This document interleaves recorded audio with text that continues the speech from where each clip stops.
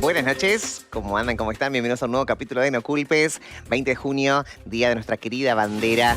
Obviamente vamos a hablar de su creador. ¿Y por qué la fecha? ¿Por qué se celebra? Bueno, ¿por qué se conmemora, mejor dicho? Comunícate con nosotros, dale 261-300-1600 nuestro WhatsApp y también nuestra zona digital Replay Contenidos. Allí estamos en YouTube, Twitter, Facebook e Instagram para que chusmees absolutamente todo. Y obviamente, si te gustó algún programa, lo podés mirar a través de estas plataformas.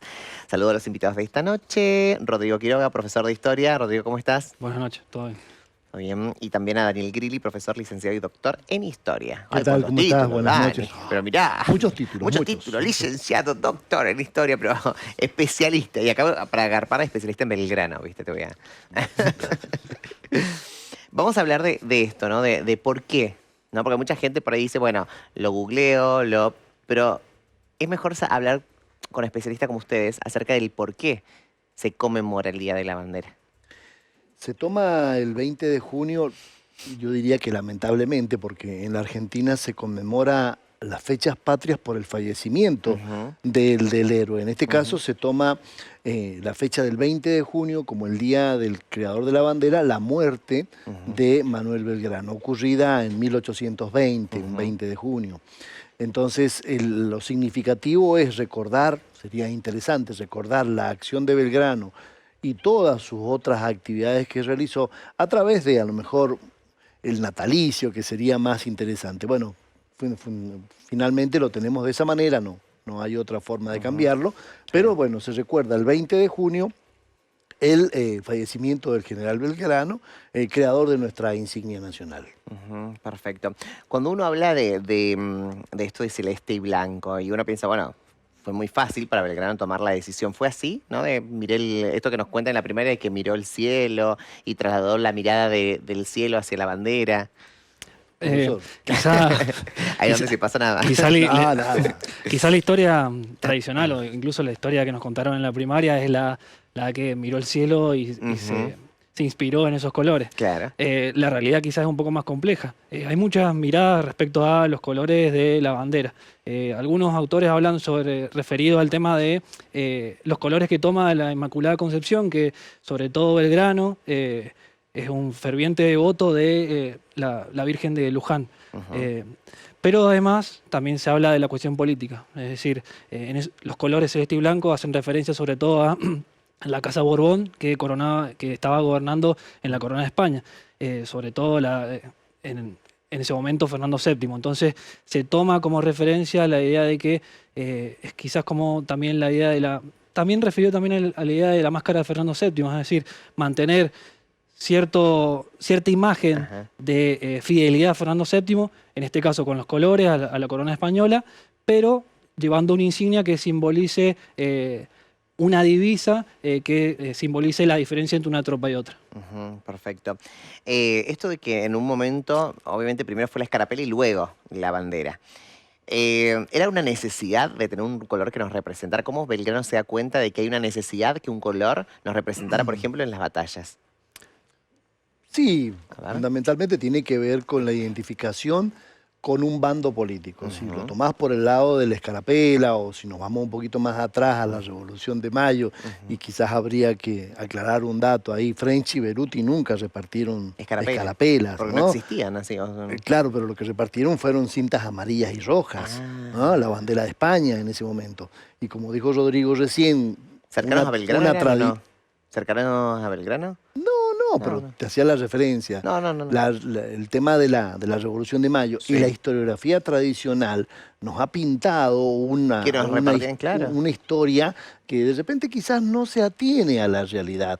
Entonces, de repente, French y Beruti buscaron un distintivo en el momento de la revolución, de ese grupo revolucionario que estaba a los alrededores del Cabildo, tratando de manejar la situación. La identificación era una bandera, dos banderitas o dos cintas, una amarilla y una roja. Bien, eso es la Revolución de Mayo. En el caso del posterior elemento, como es la escarapela, sí surge con la identidad, o por lo menos con la idea de identificar a un determinado grupo.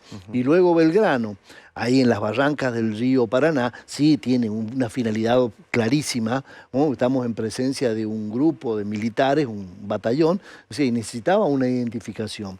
Si estás emprendiendo una campaña militar y el soldado necesita una canción que lo motive y quizás un elemento que visualmente lo identifique.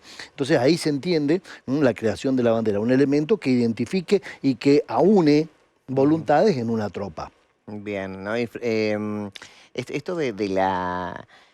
Cuando uno habla de las batallas y habla de la representación, ¿él le tuvo que pedir permiso a alguien? Digo, Belgrano tuvo que pedir, digo, tenía que aprobar a alguien este color que nos representara en esa época. Porque, digo, en ese momento, corríjanme, estábamos gobernados por España. Dependiendo todavía del Reino de España. No se ha producido la independencia aún. A ver, en esa época, hacia 1812, si bien somos el Virreinato del Río de la Plata, dependemos políticamente de España. Si bien sea todo ese proceso de la Revolución de Mayo de 1810, ya hay un gobierno de naturales que empiezan a gobernar el Virreinato del Río de la Plata. Pero la realidad es que hasta 1816 todavía no somos independientes. Hay que entender de que hacia 1812 todavía en las calles de Buenos Aires hay banderas de España. Claro. Es decir, entonces es una forma de identificarlo. Y lo que hace Belgrano es, como bien dijiste vos y como bien dijo el profesor, tomar los colores de escarapela, llevarlos a un símbolo que es la bandera. Pero lo que hace Belgrano acá es no pedir permiso. Lo hace con su tropa, con su tropa del regimiento de patricios, lo hace frente a las costas del río Paraná, y luego manda un bando, una carta hacia la primera junta que estaba, hacia el primer triunvirato que estaba en ese momento gobernando, diciendo que lo que había sucedido con la bandera.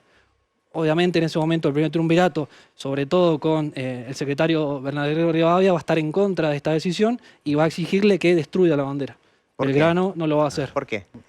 Y en realidad porque lo que buscaba el primer triunvirato era no exaltar políticas que llevaran a traer el ejército nuevamente español hacia el territorio del Virreinato de Río de la Plata, es decir, no enojar a la antigua metrópoli. Bien, bien, bien. ¿Lo cumplió Belgrano? Le dijo, la verdad que me chupa un huevo todo. La realidad es que no lo cumple. La bandera, en vez de destruirla, la guarda y la lleva hacia Tucumán, hacia Salta, para luego utilizarla cuando haya una victoria y que también permita darle un valor más importante a la bandera. Bien, Belgrano era esto me gusta, por ahí me dice, cuidado la palabrita, me dice el productor, pero bueno, hay como, también estamos en esto de simplificar un poco la historia sin quitarle importancia, ¿no? Pero en esto de Belgrano me lo imagino con sus decisiones y con todo bien puesto para tomar las decisiones que él creía que eran correctas, pero tenía que haber un aval, porque él no era la persona más importante de la época para tomar decisiones así, ¿o sí? Sí, pero a ver, si vos lo entendés por el lado del Belgrano y más allá de la expresión, la cuestión es cuando tenés que hacer o cumplir con una acción, cuando estás en un campo de batalla o cuando estás en un nivel de decisión que necesita una decisión importante a tomarse. Como bien lo dijo Rodrigo, Rivadavia y un grupo estaban buscando también una corona para estas tierras. Hay que entenderlo. Y Belgrano estaba frente a una tropa para combatir las tropas españolas que estaban invadiendo. Es más, las campañas de Belgrano, cuando uno las mira, pobre abogado, lo mandan, no digo pobre, que no lo pudo hacer, pero no era su función específica, no es militar de carrera. Lo montaron en una situación, se subió a esa situación y la dominó y la manejó en forma espectacular. Por eso de repente él no la tira la bandera. ¿Por qué? Porque creo que apostó a una situación a futuro donde tuvo que tomar una decisión y no estuvo errada. A veces pasa que el mando político ordena una cosa y en la práctica va por otro lado. Entonces hay que entender la situación política del virreinato y del triunvirato en el que estaba y la situación en el terreno. Es totalmente distinta decidir en un escritorio a decidir en pleno terreno. Entonces hay que poner en autos esto y decir, mira, la situación de Belgrano era la determinante en este espacio. Entonces, si vos, usando tu frase, sí, se la jugó, fue una acción quizás que no tenía autorización, pero que tuvo un antecedente interesantísimo. Total. Y eso permitió la fundación de toda la argentinidad, porque si vos ahora decís, somos nación, ¿por qué? Y porque tenemos elementos que nos unen, entre ellos los símbolos. Bueno, y ahí, digamos que nació en una situación no deseada, pero nació. Y por la fuerza de voluntad puesta, hay que hacerlo. O sea, cuando hay que tomar medidas en el terreno, y bueno, hay que tomarlas. ¿Y cómo pasa, digamos, del triunvirato a la batalla, digamos, al campo de batalla? Belgrano.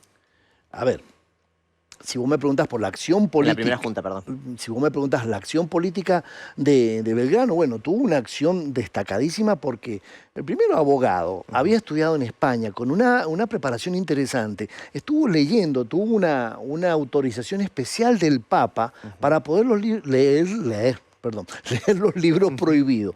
¿Qué eran los libros prohibidos? Los libros de la situación política que estaba viviendo Francia. Ten en cuenta que había una autorización de parte de la autoridad, que era la Iglesia, que algunos libros no se podían leer.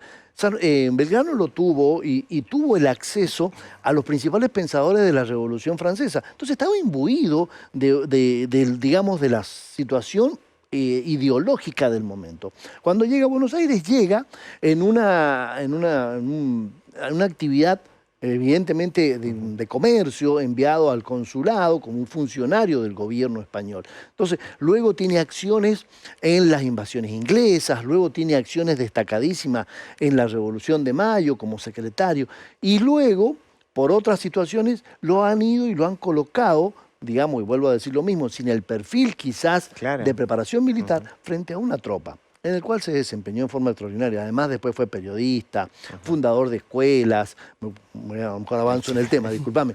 Pero a veces nos quedamos con Belgrano solamente como el creador de la bandera. Habría que profundizar todo el apoyo que tuvo hacia el fundamento de la educación. Clarísimo, la idea muy clara. Bueno, es lo que aprendió en Europa, la ilustración, el hacer que la población accediera a la educación. De esa manera se llegaba a la felicidad. Eso es un poco la idea que había en ese momento en boga en Europa. Y él fue un fiel representante de eso. Bien, ¿cuándo llega, digamos, a popularizarse? Porque me quiero ir a ese contexto, ¿no? Popularizarse me refiero cuando los argentinos empiezan a saber sobre estos colores que nos representaban, porque en su momento estaban los colores de España. Entonces ¿cómo es esa transición entre los colores de España y la bandera y la de Argentina y cómo lo toma la sociedad? ¿La sociedad fue como qué bueno o costó un poquito? A ver, con el tema de los colores, Porque digo, es como ahora que estemos con estos colores y nos impongan los de España. Voy a redoblar la apuesta en ese sentido, ¿no? sí, no se Entonces, entiende. ¿qué pasa con la sociedad, con el contexto? A ver, en cuanto al contexto, si bien la bandera la va a desarrollar, la va a crear Belgrano hacia 1812, no se va a oficializar hasta la Asamblea del año 13. Es decir, va a haber un periodo de tiempo en el cual van a convivir ambas banderas, pero la realidad es que la población las va a ir adquiriendo, las va a ir asimilando con el pasar del proceso, sobre todo el pasar de las luchas independentistas. Ya luego con los gobiernos federales y demás, van a haber utilización de la bandera, pero con modificaciones de acuerdo también a cada provincia. La realidad es que la bandera como una cuestión institucional que se va a desarrollar a nivel nacional y que se va a utilizar como un símbolo unificador, se va a desarrollar con los gobiernos liberales recién, con gobiernos de Mitre, con gobiernos de Sarmiento y luego la de Avellaneda. Y recién, hacia 1939, se declara el Día de la Bandera recién. Es decir, es un proceso bastante largo. Bastante largo, ¿no? Hasta que la gente se adapte, hasta que la gente... Y hasta que diga, esta es mi bandera, ¿no? Digo, mismo propio argentino. Todos tomaban, digo, en esto de las clases sociales y las élites versus las clases medias, medias bajas, ¿tomaban a Belgrano como un representante o hay gente que le costaba, ¿no? Esta cosa de no está representando, me refiero específicamente a la élite, ¿no? Si tomó muy bien el caso de Belgrano como imponiendo ciertas cosas, por ejemplo, la bandera. O tenían, digamos, opositores desde las distintas clases. ¿Se entiende para dónde quiero? Sí, sí. Primero aclarar algo. Estamos hablando fines del 17, 18, 19. La estructura social es totalmente distinta. Hay una clase gobernante y una clase baja. No hay la clase media. La clase media va a surgir en nuestro país con la llegada de los inmigrantes y cuando esos inmigrantes se instalan, estamos hablando ya siglo XX. ¿Estamos? Entonces esa estructura social en esta época que estamos hablando de Belgrano no existía. Existía. Opositores, por supuesto. Y fundamentalmente por esto que te comentaba recién. Había muchas personas que estaban interesadas en tener una monarquía y una monarquía de un determinado signo político. ¿Por qué? Y porque había una directa vinculación con el comercio. Ten en cuenta que Buenos Aires es un puerto importantísimo. Todo lo que Buenos Aires recauda a través del puerto queda en Buenos Aires. Hay que entender también esa política rentista. O sea, los impuestos que la aduana generaba, porque los productos que ingresaban por ahí solo quedaban en Buenos Aires. Va a tener que recién en 1856 es cuando se dividen, con la ley de aduana se dividen la recaudación. Entonces, ¿por qué voy al tema económico? Todo se mueve en cierta medida por intereses económicos. Entonces, el apoyar a una enseña nacional que en cierta medida, como lo dijo Rodrigo, podía atentar contra la posibilidad de que vinieran los ejércitos de España, pero había una misión que estaba buscando un rey en Europa para estas tierras y un rey dentro de la casa de determinada nación. Entonces, es decir, habían intereses creados que, por supuesto, esto hacía ruido. Estaba la propuesta del rey o generar como una monarquía inca, rey inca. No, bueno, la monarquía inca se maneja ya directamente en el Congreso de Tucumán y esta misma persona que estamos hablando hoy es la que propone la posibilidad de organizar estas tierras bajo una monarquía incaica. Eso sí es cierto. Pero es interesante ver que, por supuesto, y que la clase gobernante tenía vinculaciones políticas interesantes y vinculaciones económicas del comercio legal y del comercio ilegal. ¿Por qué? ¿Qué tiene que ver el comercio ilegal? Por Montevideo estaban entrando muchos productos. Acordate que España, como manejaba, más allá que estemos dentro de los Borbones, pero manejaba el comercio, el contrabando, dejaba un dinerillo interesantísimo. Y cuando uno mira quiénes eran los principales apellidos que estaban en el contrabando, ves que haces cruce de nombre y Eso llama la atención. Entonces, volviendo a tu pregunta, primero, la gente en ese momento, cuando uno dice la gente, el pueblo en ese momento, todavía no ha cobrado una expresión de presencia política. Ten en cuenta que lo que nos enseñaron a nosotros en la Revolución de Mayo, de que el pueblo protesta, eran 200 personas, 300 cuando más, en el Cabildo. Entonces, de repente, esa expresión de la voluntad popular hay que tomarla con pinzas.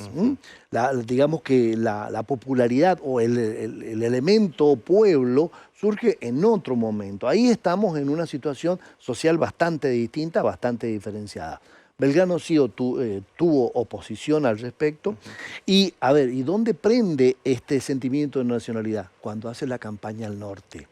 ¿Por qué? En el éxodo jujeño, en la batalla de Salta, Ayohuma, Vilcapugio, que bueno, algunas son derrotas, algunas son... Pero a ver, ese elemento que era la bandera, que ha ido generando situaciones de afectividad, de visualmente decir, ese es mi bando, eso genera, sí, en algunas regiones del norte de nuestro país, o donde se estuvo desarrollando la campaña, sí genera una vinculación quizás afectiva, de sentimentalismo, es decir, ese es el elemento que me une. Entonces ahí sí podríamos decir, mira, en algunos pueblos del norte, por ejemplo, la primera conmemoración de la Revolución de Mayo, Belgrano aparece con la bandera. Hay un dato interesante, lo hace en el norte, ¿no? Porque sabía que en algunos sectores, y ahí por qué en el norte, y porque es el lugar donde estaban batallando con las tropas españolas que venían desde Perú.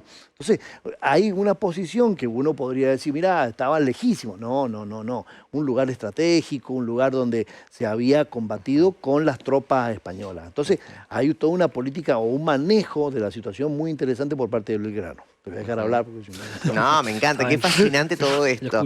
Tenía próceres de la época, ¿no? Opositores, digo, siguiendo un poco en la línea de la oposición, nombres conocidos, importantes, que no lo querían, que no estaban de acuerdo con su propuesta. Por ejemplo, San Martín, ¿cómo era su relación?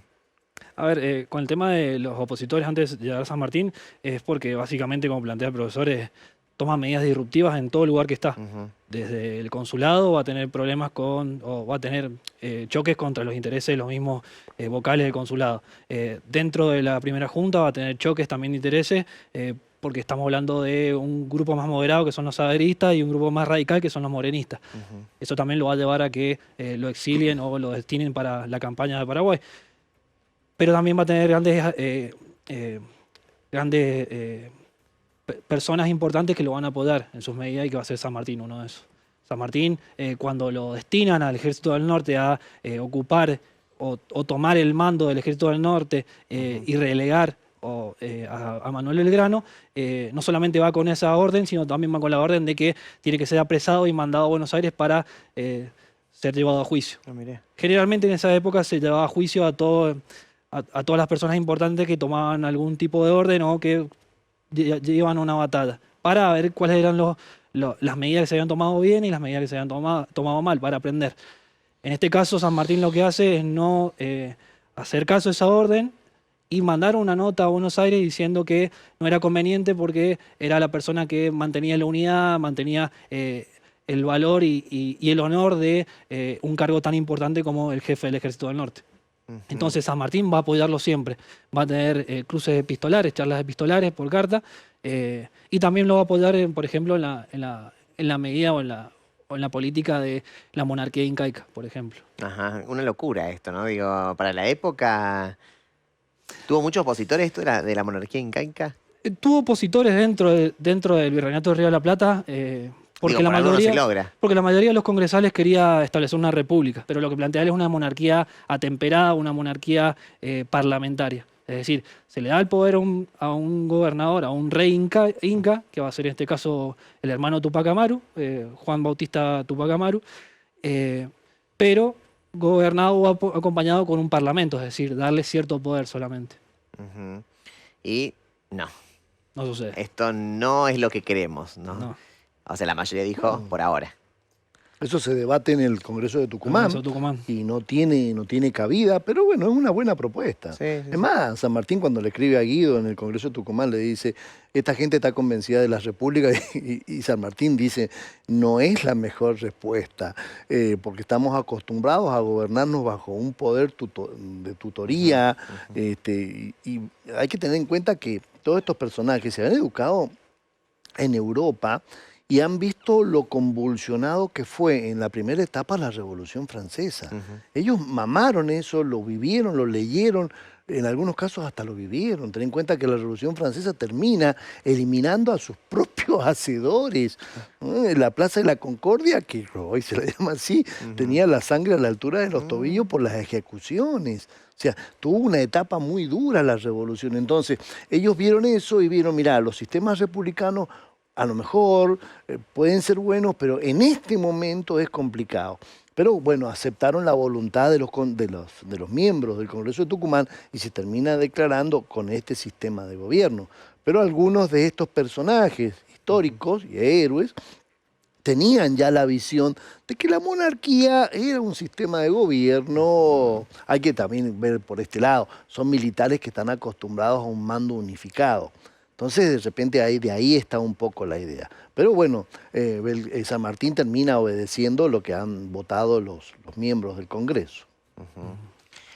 Bueno, nos fuimos de tema. No, me encanta, ¿no? Qué apasionante todo, ¿no? Estaría horas hablando de todo esto, porque sin lugar a dudas su relato me lleva a hacer preguntas de la época, ¿no? De cómo tomaban todo. Porque digo, si hoy nos pasara algo, bueno, está bien, eran totalmente distintas las situaciones, pero uno intenta como ponerse en ese lugar.